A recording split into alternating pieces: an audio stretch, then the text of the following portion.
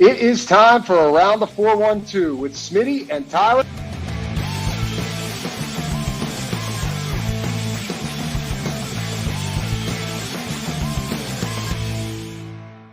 Welcome back to another episode of Around the 412. I am Tyler. With me, as always, is my co-host Smitty. Follow us on all of our social medias at Around the 412. Subscribe to our YouTube if you haven't already. If you don't watch over there, hit the notification bell so you never miss a video and leave a like on the videos. Also, check us out on the listening platforms if you like to listen to the podcast, Apple, Spotify, wherever you find your podcast. Also, whether you listen on the listening platforms or over on YouTube, check out the description of the show. We have all of our sponsors as well as year 7 of Rockin' Around the 412. It is our Christmas fundraiser where we provide Christmas to kids in the local 724-412 area codes, as well as partnered with the East Rochester Salvation Army to adopt kids off of their angel tree the last few years. We're continuing to do that this year. If you want to get involved in that portion, you can reach out to Smitty or our Around the 412 Twitter. Anywhere you can find us, we want to reach out if you want to adopt kids off of that tag.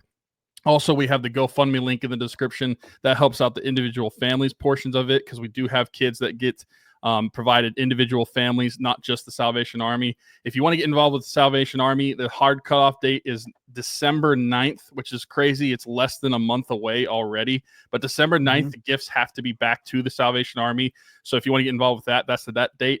For our GoFundMe for the individual families, we are going to be doing December 14th as our own cutoff date, just so we have enough time to be able to get all the gifts together, get them out to the families, and not have to worry about it from that end. But every penny gets donated to these families and to these kids. So if you're interested in that, you can read about it in the GoFundMe below. Also, if you donate at least $10, you're able to win some sick prizes, including some jerseys, some Around the 412 merch, Game Changer shirts. This is a Steelers show, so you get there's a not spring training. Geez, that's baseball. There's a fall camp poster that's signed by 21 individuals of the Steelers organization. I guess I'd say I wouldn't necessarily say team, or prior organization members, as well as a James Daniels used visor. And there's some other stuff, Penguins tickets we always give out. So if you're interested in that, that's donating $10 at least to our GoFundMe, or if you adopt tags as well and do it that way, we're not going to hold that against you either. You'll still be up for the donation as well. And so if you want to get interested in that, description is below. Yeah, and while we're sitting here talking about the Steelers stuff and as it relates to this, we're going to try something different. This upcoming Steelers Saturday sit down where we'll be previewing the game against the Ravens. We're also going to incorporate some stuff for Rockin' Around the 412. I had posted that, over the years, I feel like I've just become less and less of a jersey guy. I just wear like more team memorabilia now more than anything else. So I have some jerseys that I'm looking to get rid of, and the best way that I can do that while simultaneously raising money for this, that's a win-win. So I'm going to do that. But I also had a Twitter follower, shout out to Ricky, send me 4 jerseys to do as part of this as well. So I think we're going to have, how many did I have originally? I have a George Pickens one, Alex Highsmith, 2 Minkah Fitzpatrick, and a Broderick Jones. So yeah, 9 jerseys in total we're going to auction off to people. So the way it's going to work, be in the live stream for this thing. We're going to, run the counter for like 5-ish minutes, and whoever pledges the highest amount, you'll win the jersey. Once I receive the payment for that, because it's got to be right away. Like, sorry, that's just the way that we got to do it. So I know that we can move on to the next one and that you're good for it. Then we'll move on to the next jersey. So have the payment ready to send to me. If you want the chance to win one of these jerseys, be there on Saturday, 10 a.m. Steelers Saturday sit down. And then we'll, of course, still be previewing and breaking down this matchup with the Baltimore Ravens. But what we're going to do on today's show is recap their most recent matchup against the Washington Commanders.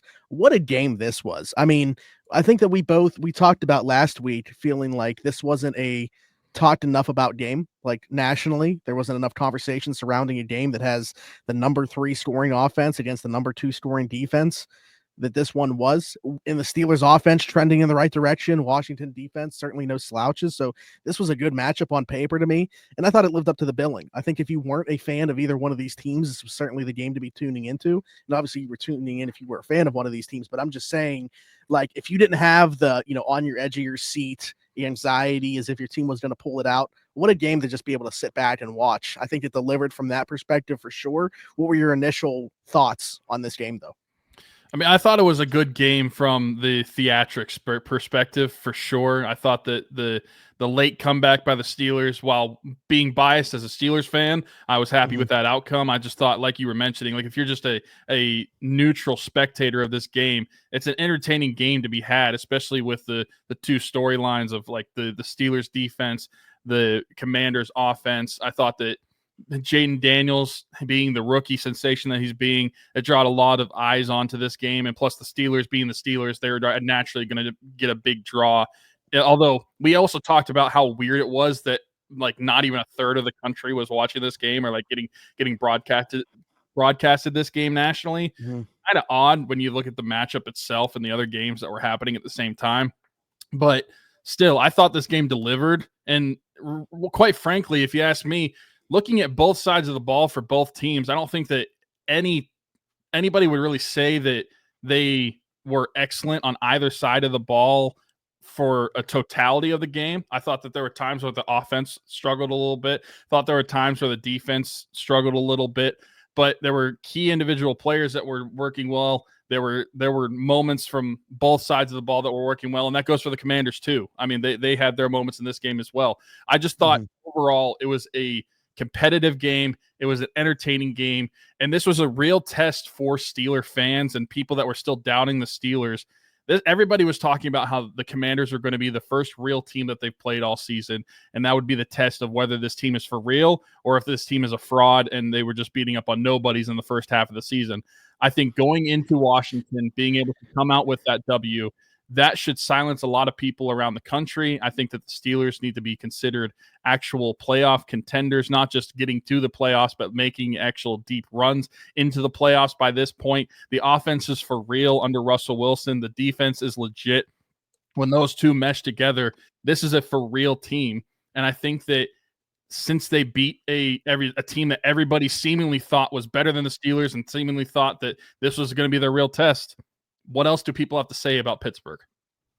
Yeah, no, I mean, I think that is we brought that up too. Like, I think that is a good point to bring up because I think that this kind of was a stamp for them. Like, now we're going to get into the divisional play, and I think people are waiting to see how if they do elevate their game against the Ravens to another level as well. I think for a lot of people, that's the litmus test. But for me, I was curious about this one. I thought this one would really be the first one to kind of set the tone for the second half of the schedule, because to me, I already viewed them as a playoff team.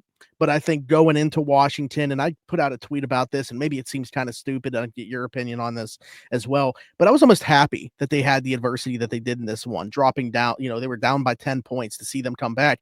Obviously, you want to come out on the winning side of that, but just to see, like, how are they going to respond to this? Do they have an offense that is capable of climbing out of that hole? And being that they answered that in a positive way and do come out, get the positive result that you want with a win, I'm almost happy that it happened, because now they have like that test. And they passed it with flying colors in terms of coming out on the other side. It's nice to have an offense that, they can go through some stuff and come out on the other side. They can make up for, a special teams play where James Pierre drops the ball, which people were talking about it being a call. Like that's a check that they go to, because the player for Washington depends on the defense is lined up. Yeah, it's called that position is called a jammer. He comes in off that side and decides he's going to leave Pierre uncovered. And anytime that the Steelers practice that, if that happens, this is what we're doing. So it's not like a play call that they made. It was Miles Killebrew noticing that jammer come to the line of scrimmage and saying, okay, this is what's happening now. And they got it. They got exactly what they wanted. It's just James Pierre, unfortunately, dropped the ball. But anyways, the point of that was, in past years, we don't have an offense that's built to come back from that, making those types of mistakes. Now we do. So I was almost glad that happened to answer a question that we had, if you will. I mean, I'll be honest. In years, you mentioned years past, I don't know that earlier this season the Steelers offense would be able to come back from that. I think that the emergence of Russell Wilson in Pittsburgh has been something that the NFL needs to be talking about. It's like he has rewinded his career 5 to 6 years from the player he was in Seattle. And I just think that has been the biggest difference for the Steelers. I know that they are meshing better with the offensive line. They're running the football overall better. They're still great on defense. But they had all that with Justin Fields, and you and I love Justin Fields. We think that he does some things very well, think that he should still be utilized, and we were both clamoring for him to still be the starting quarterback before they made the switch. After that, Russell Wilson has brought a spark, and I don't even know that earlier this season the Steelers would be able to make a comeback like they did. It was so impressive to me, just like the moxie this team has. I don't think that a Steelers team has been this complete in several seasons. I mean, you can go back to the 2020 season where they started 11-0, but even at times in that 11-0 stretch, like you could see the holes in the team. They were just finding ways to win. This is their best team since 2017, and I think they're probably better front to back defensively. They're not as good offensively. Oh, for sure. But, I mean, this is a better defense than the Killer Bees ever saw. Yeah, on their team. Yeah, and so yeah, I just think that you look at the moxie that this team has, you look at the swagger the offense has at times, like, and I say swagger legitimately, like I think that this feels so much different from the Steelers offense. They don't have their tail between their legs. They have an attitude about them that they go onto the field. They think they're going to move the ball. They think they're going to score. And that goes for the quarterback, that goes for the receivers, that goes for the running backs, it's literally everybody. They have an attitude about them that in years past, the Steelers haven't had. It's showing, and it showed against a good opponent on Sunday. Yeah, absolutely. I think when you have the offense now to be able to complement the defense, it's a game changer. What's going on, everybody? Smitty from Around the 412, and I just want to take a quick second to give a shout out to our folks at Game Changers. Their logo on the screen right now, right above my microphone. Over 2,000 different designs in their catalog. Luxury heavyweight material. I am wearing one of their shirts right now.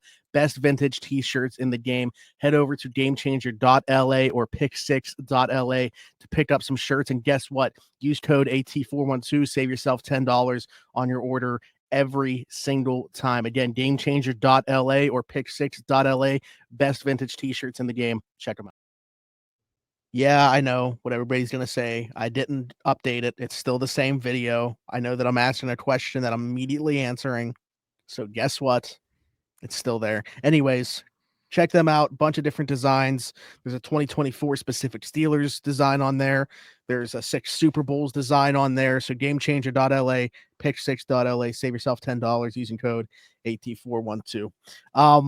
Yeah, but back to I feel like this is the most complete team they've had, because we talked about like having a special teams gaff in this one. The special teams has been ridiculous though all year. I mean, to me, that they're the best special teams unit in football. Washington's also very good, and they had one on their end too. So it was just like, we talked about I honestly didn't have much of an issue with the defense as a whole. I thought they held Jayden Daniels in check, only 5 rushing yards. Second lowest total was like 22, which was against Baltimore. He was under 55% completion percentage for the first time this year. He had his lowest passing yards in a game second lowest passing yards in a game that he started and finished, because he obviously got hurt in that Carolina game. Like, they did a lot of good things. I thought they limited Jayden Daniels very well. I think the one thing that got him was Terry McLaurin. Such a good player. And also, I don't think it helped Joey that this is a very ticky-tacky officiating crew. Like, if you look at what they've done this year, they call a lot of, DPIs and defensive holding. And so I think that it was a tough matchup for Joey from official standpoint. And Terry McLaurin's just a really good player, but I thought he was really the one thing that got them in this one. Yeah, for sure. I mean, when I said earlier that there were things on both sides of the ball that the Steelers would like to have back that they didn't play well enough, I mean, a lot of that was just Washington making plays with Terry McLaurin. I think that you can't allow the double dip, right? I think you can't allow the score before halftime and right after halftime without your offense seeing the ball in that switching. So yeah, that's fair. I thought that Joey had a really rough day, and the officiating crew does go hand in hand in that. But I gotta think that if you're Joey Porter Jr., they know who the officiating crew is before the game, right? Like, that's something that he should probably be aware of going into a game, to be able to adjust to how he's playing, or at least early on in a game, be able to feel out how it's going to be officiated. I don't know. That's just something. I thought that was a pretty rough game from him, but if we're talking defense side of the ball individuals, I thought Cam Heyward had a great game. I mean, he continues to be a monster on the defensive line for the Steelers. Well worth the contract extension that he got this offseason. And being able to do this at 35 years of age, that's just, it's incredible what we're seeing from him. we questioned last year if you're starting to see it slow down. It was all questioned throughout the offseason whether he was slowing down and whether they should actually give him a contract extension. He is shutting that up mightily this season. He was a monster in this game. And we mentioned it. I forget which game it was, whether it was the Jets game or the Giants game. We were talking about how good Patrick Queen has been. Patrick Queen, again, I can say this is his best game as a Steeler, and I've already said that this season, which is great, which means he's just getting better. The command that he has over the middle of the field, the sideline to sideline speed that he has, he has been incredible, and he's just gotten better throughout the season. Sure, it took some adjustment to the Steelers in the beginning of the season, but we're halfway through, and he is cooking right now. He has been incredible. That's just another one of the individuals I wanted to shout out. No, I mean, yeah, you're absolutely right. If you didn't, I was going to, because I think he continues to ascend. Like you're saying, his arrow has been pointing up seemingly all season, just getting better and better, which makes sense. He's learning a new defense, and just as he kind of, continues to process better, I think he's trusting his eyes more. The coverage stuff I thought was there from the beginning. I didn't really have an issue with any of the coverage stuff, but I thought his run fits were a mess, and I thought he wasn't able to play as fast as he's capable of doing because, he didn't have the defense down yet. Now it's just everything seems to be in sync. He understands where he's going, and he's just able to fly around and make plays, which he made a ton of against Washington. Some tackles for losses, playing sideline to sideline. The one where he chases down Jayden Daniels. I know Jayden gets like 3 or 4 yards. He's on the covering play, the running back. Yeah, that's ridiculous. Yeah. The aerial view of that back shot, noticing him covering the running back and then being able to chase down Daniels was just it was nuts that he's able to track him down with that speed.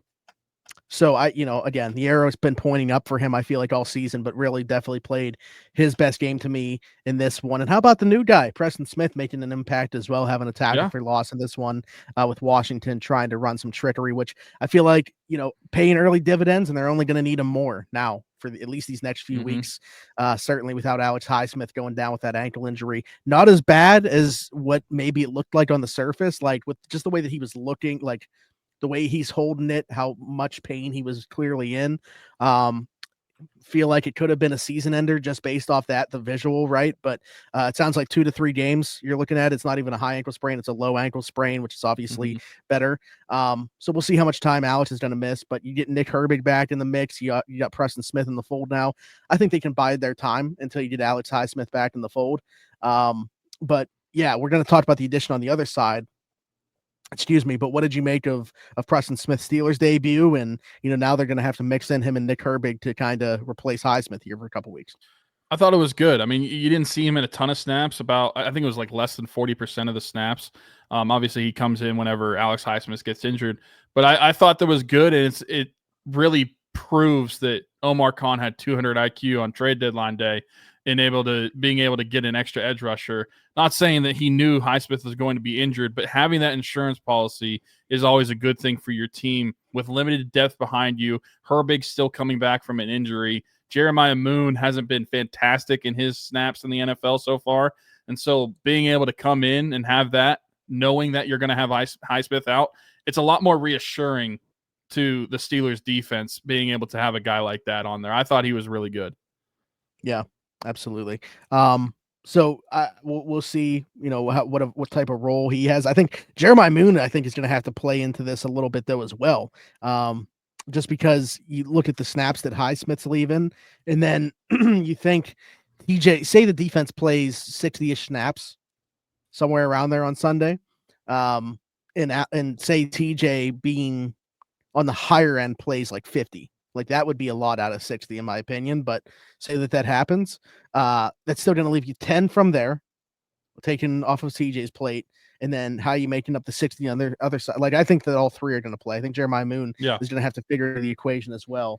Is basically what I'm getting at there in a long form version, but we'll see what happens there. But yeah, I was impressed with Preston Smith. And again, I just liked it because I think he brings a different type of body type to the room as well. That I think is much needed. So flipping around to the offensive side, yeah, it was a struggle for a lot of this game. Like Russell Wilson just not on the same page with the receivers, it seemed like. I don't know if it was just coming out of the bye week slow or what was going on there. Pass protection wasn't great for a lot of the day. Although I guess one person that I think we got to give a shout out to along the offensive line, Broderick Jones didn't allow a single pressure in this game. I don't know if people realized it, but I'm not saying like he was great by any means. I have no clue if this is going to continue. But he didn't allow a pressure. And I think just for a low bar that we have for Broderick Jones, maybe some hope there that the bye week was a reset for him, get a little bit healthier. Maybe we are going in the right direction with Broderick Jones. Yeah, I thought that the offensive line as a whole was pretty good in pass protection for the most part. I know they let up a few sacks. One of them came off a blitz. One of them I would attribute to guys just weren't open and Russ held on to the ball for too long. But Broderick Jones specifically, this is something that needed to happen week in and week out, especially going into that Jets and Giants games. Our expectations were zero for Broderick Jones. We literally were talking about the offensive line as if it was 4 guys and Broderick Jones. That's the light that we were shedding on him, is that he is just so much of a liability that he has to be talked about in his own light. But being able to come out of the bye and have a game where you don't give up pressure, that's a positive sign. And I think that that's something that you want to see from your player coming out of a bye like that. That shows that he took the time in during the bye to improve. And I think that that's something that could pay dividends moving forward. And meshing with your offensive line, by now you should be doing that. But he was just so individually wrong, I guess, at so many times on the offensive line this season that it was almost like you can't even blame it on offensive line not meshing, like him and Mason McCormick not meshing, or whoever it was going to be at that right guard. It had to be just on him. Him not giving up a pressure, that's a positive sign. Trending forward, we'll see if they do that against a better defensive front in Baltimore this upcoming week, him specifically. But I thought for what he was able to do, and speaking of just the offensive line as a whole, I thought that they had a pretty good day, especially when it came to pass protection. Yeah, probably see a lot of Kyle Van Noy, I would think, on Sunday, just with the way that Owe and him line up. I assume that's who he'll see a lot of. The one thing that surprised me about this game from the Steelers' offensive standpoint, I thought they were going to be able to run the ball much better than they were able to in this one. Najee Harris, not incredibly effective. I thought there were moments where Jaylen Warren started to cook a little bit and then he fumbled. So, I don't know if that kind of played into the way that they handled things the rest of, although there were only a few minutes left in the game the rest of the way, because they only had, one real possession after that where they scored the touchdown. Yeah. So I don't know, but they had their moments for sure. As a whole, I thought they were going to have a much easier time against this Washington defense. I don't know, maybe you just got to tip the cap there. We talked about, there are some players within their front seven, Deron Payne, Newton, who made the big mistake at the end. I like him as a player. I think he's a very good player. Mental error there for a rookie jumping. Mm-hmm. But, and then, obviously they have the linebacker play with Frankie Louvu and Bobby Wagner, who's like 70 years old, but still playing at a relatively high level for Washington. But yeah, I thought they were going to be able to run the ball better. I thought George Pickens had a really nice game, as I expected him to. Washington just doesn't have the type of corners that I think match up with him. The only one that they have from a body type perspective is Benjamin St-Juste, and he's awful. So they just didn't have the guys to match up to me with what the Steelers could throw at them from that perspective. Our boy Pat gets a touchdown, really nice play. One of those, you get those patterns where it's almost like a box out. Van Jefferson's able to set the pick. And then Mike Williams touchdown, which is interesting because he wasn't even supposed to be on the field. They didn't practice that at all because that was a Calvin Austin play. Calvin Austin a little shaken up in this one, so Mike Williams had to take that snap and couldn't have been any better. Again, lined up with Benjamin St-Juste, which in its own is a blessing. So Mike Williams just kind of able to get under a Russ Moonball, which, by the way, pressure right in his face, just off his back foot in a bucket. Beautiful on both ends of that thing. But how awesome of a moment for Mike Williams to just come to a brand new team 5 days prior. You basically get thrown away by the Jets because you just weren't a fit there. To just come in here, and I know it was only his only catch of the game, but just to make that type of impact, and it turns out to be the game winner, you got to be feeling pretty good right now if you're Mike Williams about where you ended up. Yeah, I think so. And as a Steeler fan, we expressed how we felt about getting Mike Williams. And even though he was only getting one ball through the air, he was only in, I think it was single-digit snap counts. He was not in a lot in this game. But I think that it's really encouraging to have that happen in your first game as a Steeler, not just from a fan perspective. Of course, we love it because that was the go-ahead touchdown. But from what you were dealing with in New York, having the confrontation with Rodgers that you did, kind of being blamed, so to speak, in post-game press conferences. Like, I can only imagine what that does mentally to a player, to know that, like, my own teammates, my own organization is feeling this way about me. How are they going to expect me to want to play better here if they're just like kind of throwing me under the bus? But being able to get a new change of scenery, come to Pittsburgh, and on a team that's trending up, opposite of what New York is doing right now, but a team that's trending up in an offense that is kind of suited for a player like Mike Williams, a guy that likes to throw the moon ball with Russell Wilson, and the skill set that he has, being able to block and everything. I think that in future games, he's going to be even bigger part. But to have that as your debut, to have that moment, that's something that's just got to feel good. And it's his first touchdown of the season, so it felt good for him to be able to do that in a Steeler uniform.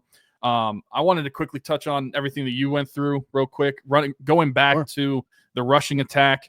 The thing about the rushing attack that I thought that was interesting is just how inefficient it was at times, because I think when you look at the rushing total for the team, like 140 yards, like you think that that's okay. But then you look at, they ran the ball 43 times, and how inefficient that is, like yards per rush. And I that's the thing that I thought that you were going to see better of. Like, I thought Najee was going to be able to get more gashes in the run defense. And as you mentioned, Jaylen Warren had some good rushes, but at the same time, he fumbled on the 1 yard line. That's something that you can't do. And I just thought that the running attack had spurts, but overall just super inefficient. And the numbers kind of just back that up as well. And George Pickens, he is such a meme. And it's so funny because he is so incredibly talented. And then you see, like, the stuff that he does, like, either with the football or when he doesn't have the football, is so funny. And there's so many edits on, like, TikTok and Instagram Reels and everything of people making a George Pickens that I just crack up at, because you have the super athletic, like the ball awareness, the being able to adjust your body, being able to get your hands in the right position for that touchdown that he had, which is crazy because I hardly reacted to the touchdown, because it's just something that we've seen so many times from George Pickens in his career, like be able to make acrobatic catches like that. It just didn't even faze me until, like, I actually watched the replay and you see how impressive that catch actually is. That I mean, amazing catch. Another catch over St. Juice too is the terrible corner that you mentioned. The moon ball from Russ that was able to get them in position to be able to get that go-ahead touchdown with Mike Williams. I thought that he had a really good game, but like, I'm just talking, and this is no dig at George Pickens. I just find him so funny at times. Like the interception, which was obviously, you don't want that to happen, but it was basically a pseudo punt with a good return is what that ended up being like. But man, like, being able to just turn around and basically just suplex the guy, and him stiff arming I don't even know who he stiff armed, but he's stiff arming somebody while he's in the air. I don't really think you're going to get a much push from that. George Pickens is just a meme. I think it's hilarious. I know we've had our issues with George Pickens this year, but like, when he plays good, it is so entertaining to watch him play football. And then even when he does stuff like that, like, he's just so funny, dude. And okay, so Pat Freiermuth as well. You mentioned him. Yeah, sorry, I'm just thinking about how funny all the memes I've seen of George Pickens over the last day. But Pat Freiermuth, I thought both play designs on that Pat Freiermuth touchdown, so the one to get the first down that Pat got, and then the touchdown himself, great play designs and great play calls by Arthur Smith. I feel like he needs to get a shout out in these games because he's been a big part of the offense. I don't think there's any denying that. This offense is clicking on all cylinders because of the design and the setup of what Arthur Smith has been doing. He had a vision for what the Steelers offense was going to look like, and that included having Russell Wilson. That included being able to run the football. As I mentioned, they didn't do it a ton efficiently, but even when you're not doing it efficiently, it sets up the play action for Russell Wilson. So in that sense, it's still a good thing, even if you're not doing it great all throughout the game. I just think that he deserves a ton of credit in these past several games that they've been winning, that they've seen an uptick in the offense. This is the vision that he had, and you're seeing it firsthand because all the pieces are coming together.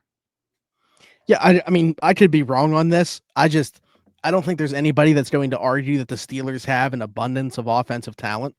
So, like, for them to be doing what they're doing offensively, I think it speaks a lot to the system that Arthur Smith has put in place here for people to succeed within it and get the most out of their players. So, yeah, I mean, I'm always with you about the Arthur Smith stuff.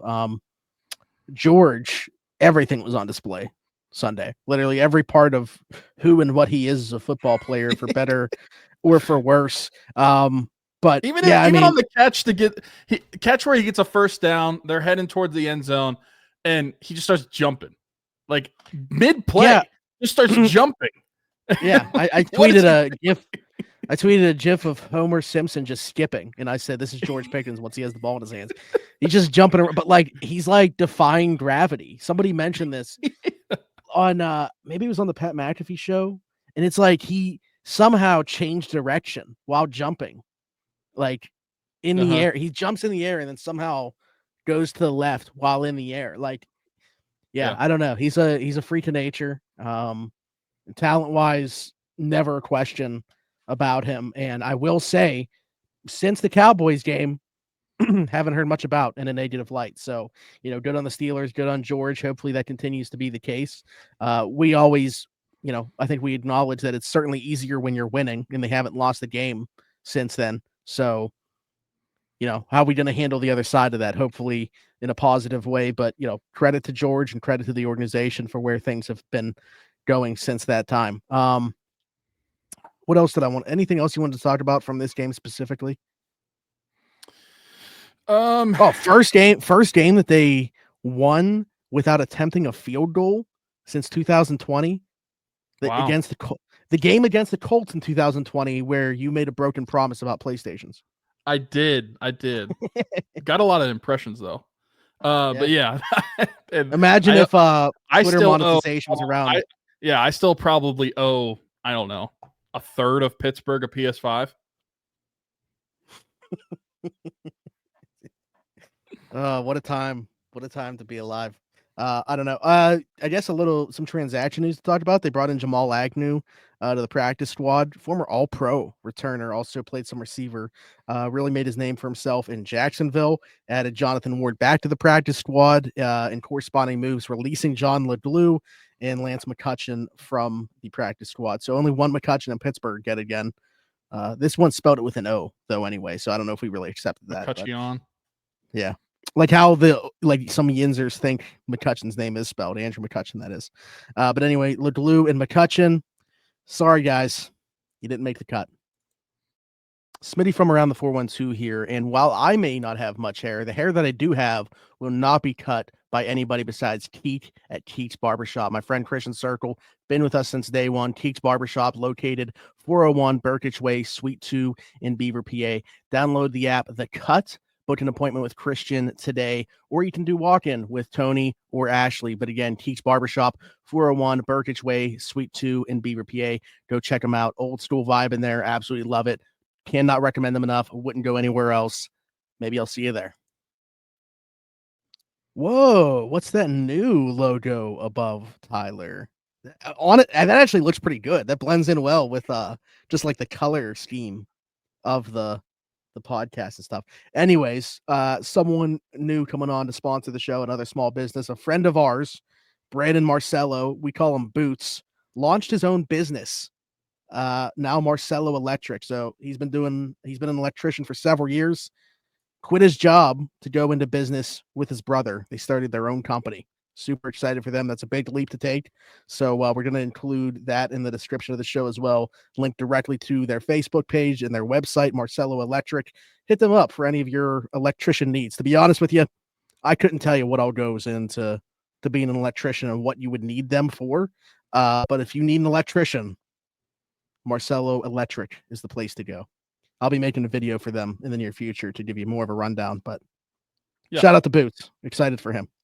The logo looks pretty lit. Jeez. Oh boy. Yeah, anything else we want to talk about football wise? Of course, we're not going to preview the Ravens, and it's also going to be interesting because they got the short week against the Browns. So like they don't play Sunday, they play Sunday, Thursday. Yeah. So, I don't know how we want to do that. Maybe on next week's show, we preview the Browns as well.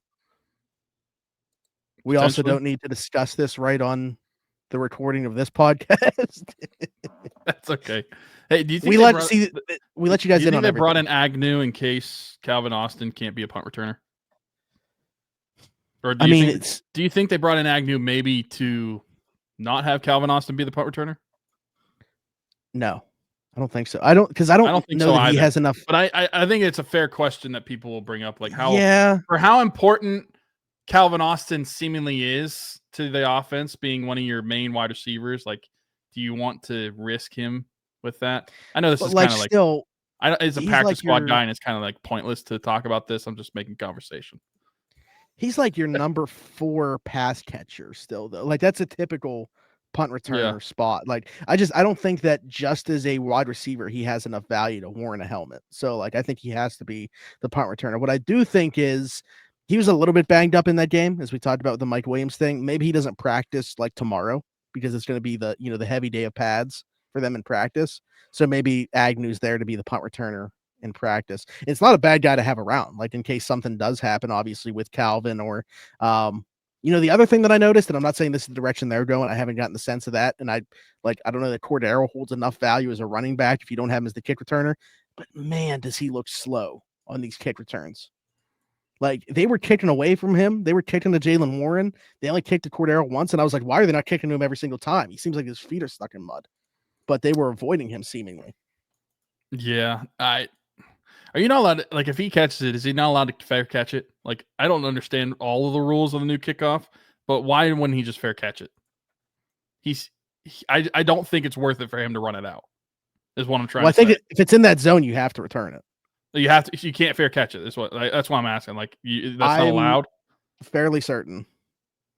Well, that's unfortunate because I agree with you. I think that he looks like he has lost a step. Yeah. I mean, he's more like, again, going back to like what we said before, I think he's more of a power runner than people realized.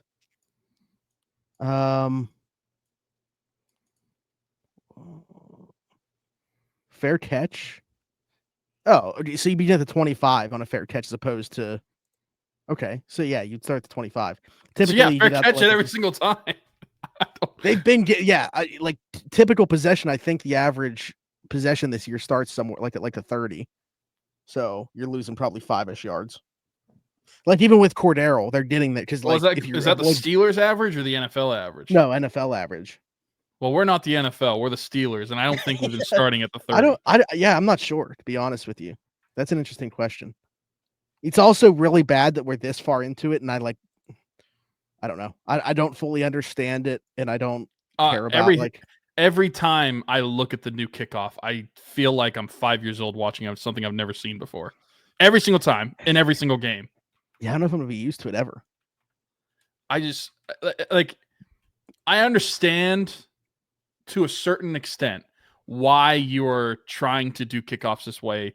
It promotes running the ball back more, but it also is less of a safety hazard for everybody just running down the field and smashing into each other.